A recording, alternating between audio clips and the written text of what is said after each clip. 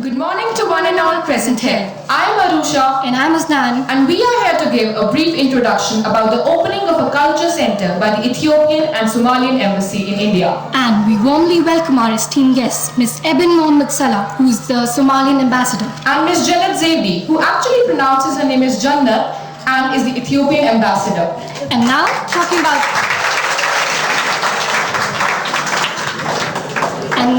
about Somalia, it's an important center for commerce with respect to the rest of the world. And according to most scholars, it's among the most popular locations of fabled ancient land of Punt. Ms. Janet is known for her strong efforts to strengthen the people-to-people relations by opening a culture center with the help of the Ethiopian embassy. The aim of this culture center is to strengthen a long-term relationship between the Somalian, Ethiopian, and the Indians. It promotes a positive view of other cultures and traditions by educating people about different cultures, and it also induces greater cooperation between two nations, which has already been building up over century-old ties. And now we request our Honorable Chairperson, Mr. Vijay Dar, to introduce our esteemed guest.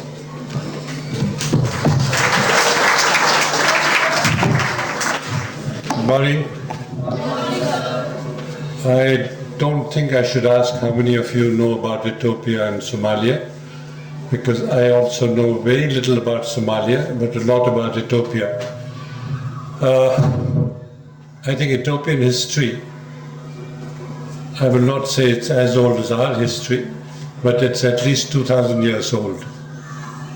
And we have the ambassador from there and ambassador from Somalia who've been very kind to come and interact with you, give you their perspective, and later on, maybe if they have the time because they're catching a flight, maybe you can ask them some questions if need be. Thank you, sir. Now I request Ms. Janet Zaidi to come on the stage and share her thoughts with us. Good morning, students.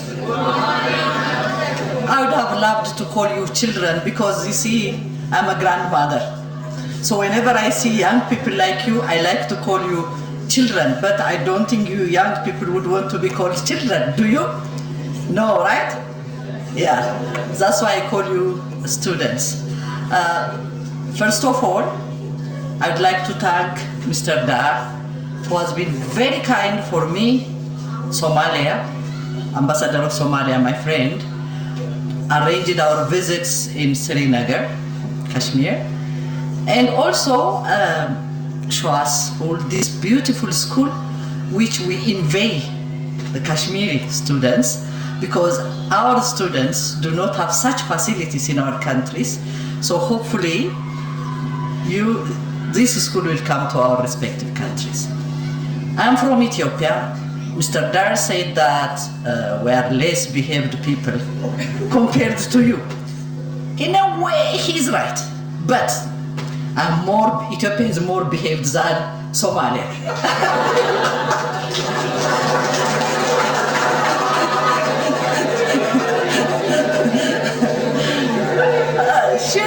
She will tell you, the ambassador will tell you why we're saying this. So, let me think. Now, as Mr. Dar said, Ethiopia is a very, very ancient country. It's not as ancient as India, but it is very, very old country. Because we are a very old country, we have a very ancient relationship with India. Long time ago, have you heard the people called Siddhis in Gujarat, in the island of Indian Ocean?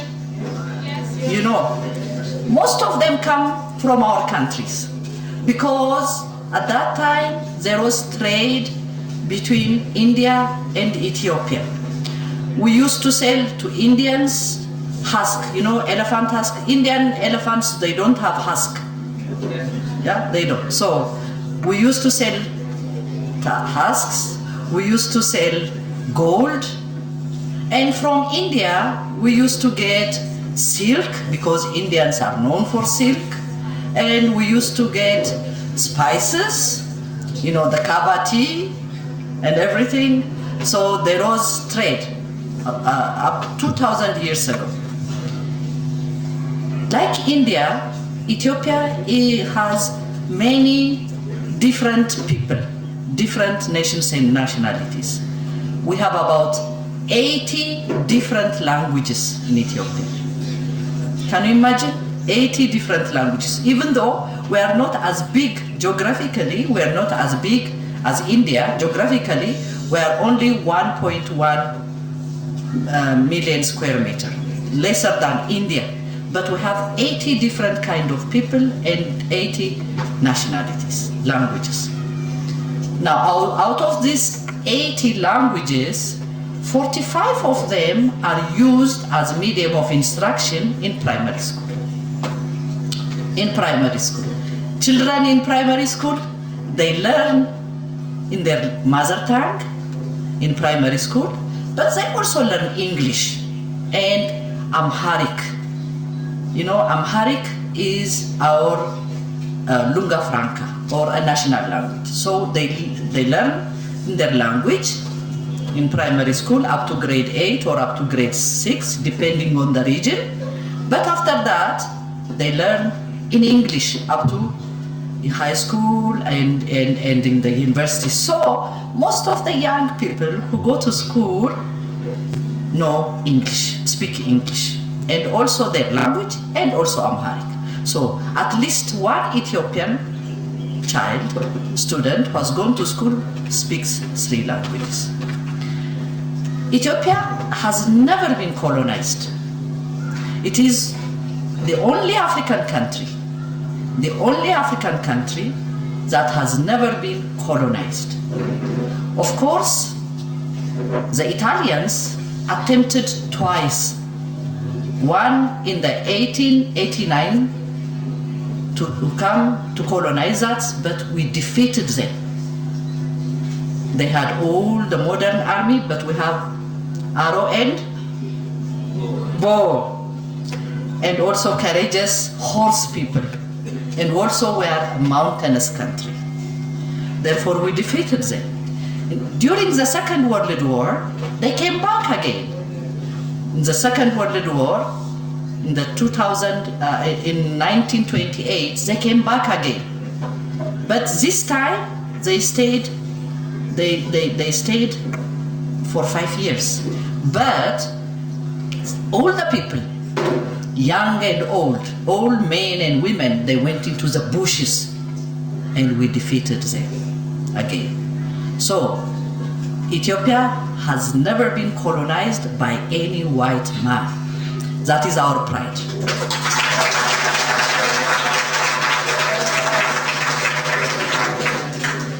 And Ethiopia has also so many culture.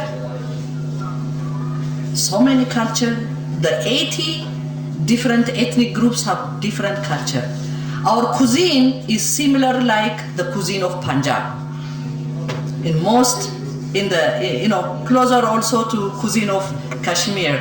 We had the chance of eating some of the Kashmir hot and spicy food. It tastes like us. We also use our hand, our fingers. So our food is similar. You have puri, we have injera, Like the young girls, they were very gracious enough to say that we have opened a cultural center in New Delhi where we show all our culture and also where we serve our food, which is similar like Indian food. Like India and also Kashmir, we're very family bond. Our culture is we're very close. Children, grandchildren, we live together, and grandparents. So that is our similarity. In a way, some of the Ethiopian people, especially who live in the highlands, they are almost as fair as some of you. I'm not fair, but we look also alike. But we look more alike like in the South India, like Kerala people, we look like them. Even our hair look like them. So there is similarity in that. Politically, we are a federal state.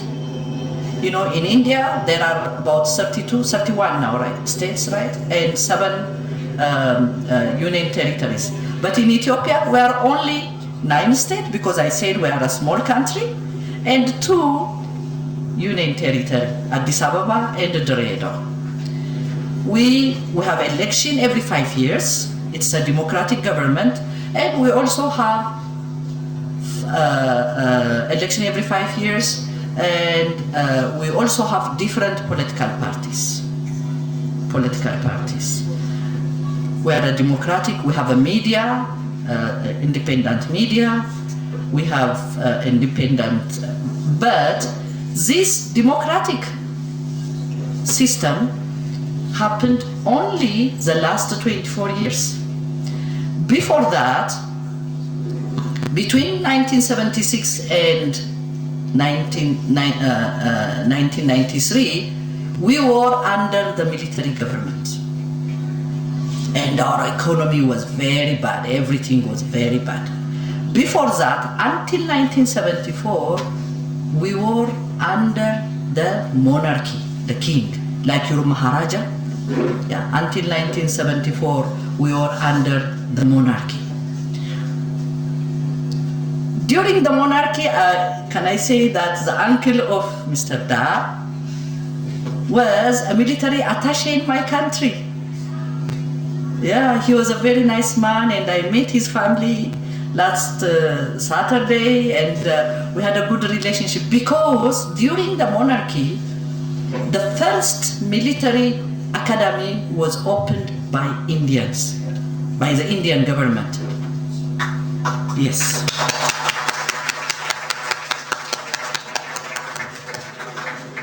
We are very happy and we are very proud of that, because our military was trained by the Indian Academy.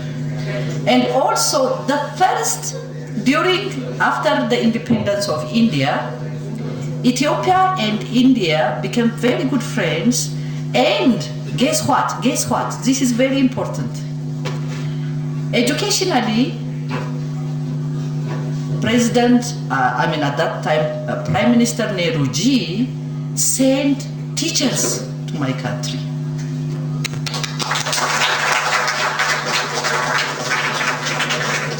I was taught by many Indian teachers. So this is how strong our relationship was. This is how strong our relationship was. And also, today, we have a very good relationship with the government of India. Many Indian investors are in my country. Our economy, after the military government was toppled, we have now a democratic government, and our economy is growing. Today, Ethiopia grows at the rate of 10% gross GDP for the last 10 years. Yes, if you have, thank you. 20 years ago, 15 years ago, if you look into the Webster dictionary and look into Ethiopia, it would say Ethiopia, drought, famine, poor. You would see demented children in the picture. We are known for famine, civil war. There was also civil war for 30 years. And all this, but now that's all gone. Today, if you look into BBC, even the Webster dictionary has cancelled famine in Ethiopia. Now we are growing, our economy is growing. We are very happy for that, because we have a democratic government, we have a good governance who listens to people and who provides education, health, and so on and so forth. That's why I want you students have a relationship with our students in Ethiopia, so that you can change culture and so on and so forth. I hope I offer to Mr. Dar and the director to start this linkage with one of the senior secondary school in Ethiopia. Thank you for your attention. Thank you, ma'am. Now I request Ms. Eben to come to share her thoughts with us. Namaskar. Assalamu alaikum. Belated Eid Mubarak, those who fought for Eid Mubarak. our friend died. There are sometimes you have a plan, and the plan you make, we always say that a human being has a plan, and God has a plan. Our plan, me and my friend, ambassador of Ethiopia, was to come to Kashmir, enjoy the life, see the incredible world in Kashmir, but we ended up having another plan that God made it. And I'm very happy that we are here today. Before I start my remarks, let me say a couple of things about my friend Dar and my ambassador in Ethiopia, Gannett, said about Somalia. They said both, they behave better than Somalia. But I'll tell you why, because I'm younger. They're older. They have to behave.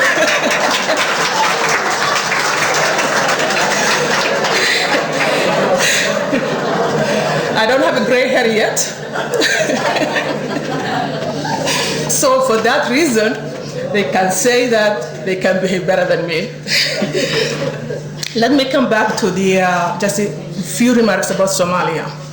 Somalia, I'm sure some of you hear about it, and some of you Googled already before you came here. But Somalia is in the Horn of Africa. That India and Somalia, there are no other in between. There are only the ocean. We are the closest neighbor countries when it comes to Africa.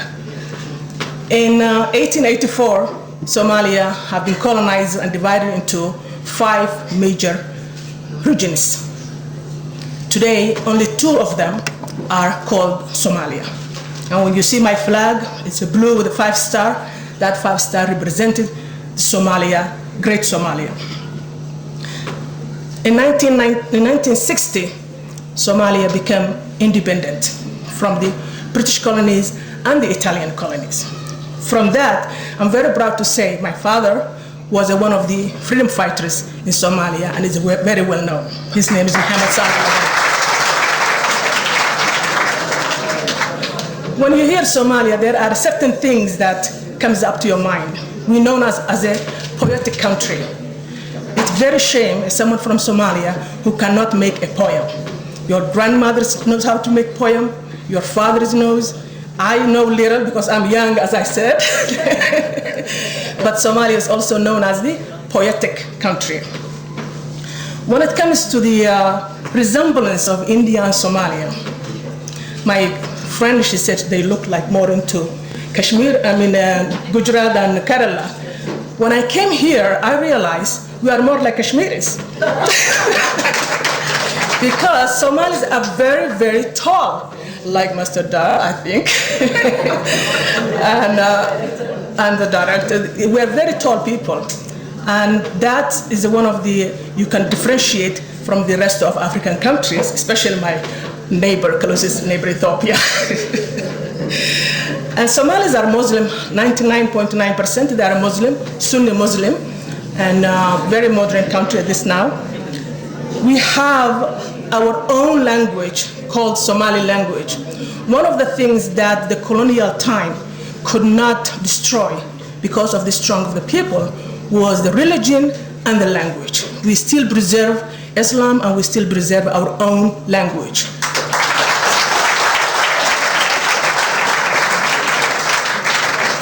It's very funny that our language has been started writing as an alphabetical way, script, in 1972. I was grade 3, I remember that. So it shows that when the people have the power to preserve something, they can maintain. That point will come to also larger in India. Generally, at this moment, Somalia has the longest coast in Africa. So if you need to swim in the ocean, you are all invited.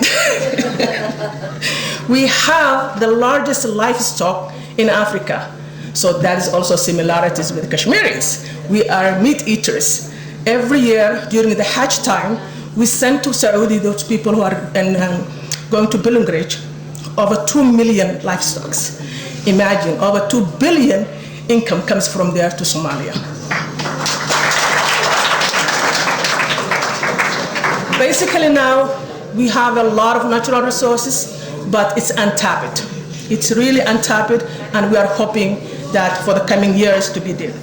Politically, if I just go back a little bit, in 1991, there was a civil war broke out, and that destroyed my country, literally.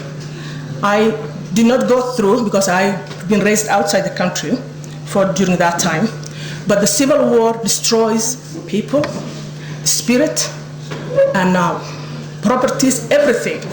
I have lost 6 members of my family during that time of civil war. Just imagine, my cousins, my second cousins, we are the only on that lineage, we are the only one who are running around this world because they were there for the civil war. So civil war and having not peace can affect people's lives. Now we have something called transitional federal government. We have a new government. 2012 we have our new president not as a transitional government. We have 12 years, almost 12 years for transitional government, which means you are still transition, you are not recovering. But 2012 we had a good government that's not transitional anymore, and guess what? My president, he is a graduate from India. That is another thing we are similar with India. I myself, I have been graduated from Pune University in 1986. So somehow, somewhere, we are also a product of India. If I come back to the economy, I talk about it, I talk about the politically, and I just want to come to the young generation. Do you remember the song called Waving the Flag? Yes, sir. He's from Somalia. Kainan came from Somalia. He's a Somali Canadian. And do you remember the Mo Farah, who is the runner of British, won for the 5,000 and 10,000 for running recently, marathon? He's from Somalia. So if you want to know the people, we are also everywhere around the world, and because of the civil war, a lot of people moved from Somalia to the other countries. So Mo is a British Somali, Kainan is a Canadian Somali. So that is if you want to remember. That's also similarity with India. We are everywhere. Yes. In conclusion, I would really like to thank Mr. Durr. I would like to the principal, and I'm really amazed at this moment when the principal gave us a tour and for the school, that you have an e-library. That touched my heart because that is how you empower young generation. They are the leaders of tomorrow of this country, and having the basic things to be part of the world, that is an amazing. I really congratulate the principal and the rest of the Matadar and the people who help with them. Finally, my name is Ethiopian Salah. I'm a mother of 3 young girls who are just finishing their universities, but I'm not grandmother yet. Thank you. Thank you, ma'am. Madam Shah. If anyone wants to ask any question, they can do so. I must tell you one thing which has impressed me the most, that these are countries of turmoil, and these countries are now reinventing themselves. Ethiopia, with a 10% growth over the last 8-9 years, is phenomenal. Somalia, what they have gone through, apart from having run around the world, is creditable how they are reinventing themselves. Congratulations to both of you. Now they have to catch a flight, so we can ask 2 questions. Anybody?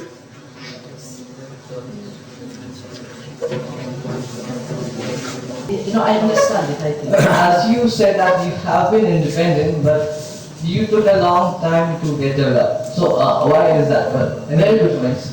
Because we didn't have good governance. Because of our bad governance. I told you, all the time we have been under the monarchy. The monarchy is a king. Kings, most of the time, they don't look into the welfare of the people. Land is in their hands, The farmers were really giving all their products to the kings and to the landlords, to the family. We had feudalism. After the kings left, there was a military government. The military government was a dictator. There was no democracy, there was no freedom of speech, there is no freedom of organization, there was no freedom for everything. Even though Ethiopia has 80 different people, but only one ethnic group was dominating everywhere. We didn't have democratic rights. People, when this happens, when there is poor governance, development does not come. That is the reason. It is when we become democratic, when the good governance comes, that the economy develops.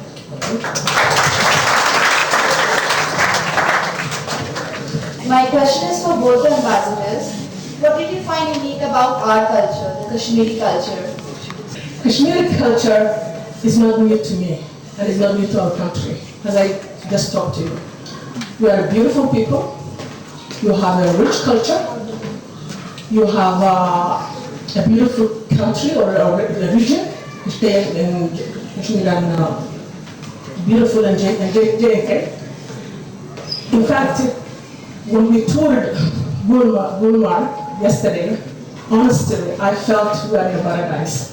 So your culture and the way you live is the most beautiful place in the world. I even asked, I said, can we retire here? I agree with her, with everything, but I will add few things. The way you preserve nature, the flowers, your culture of preserving nature, and your architecture. We went into the modern gardens, the two gardens and the architecture, and the houses. The houses we have seen are very different from the rest of India. So we were also amazed, the architecture, the way you take care of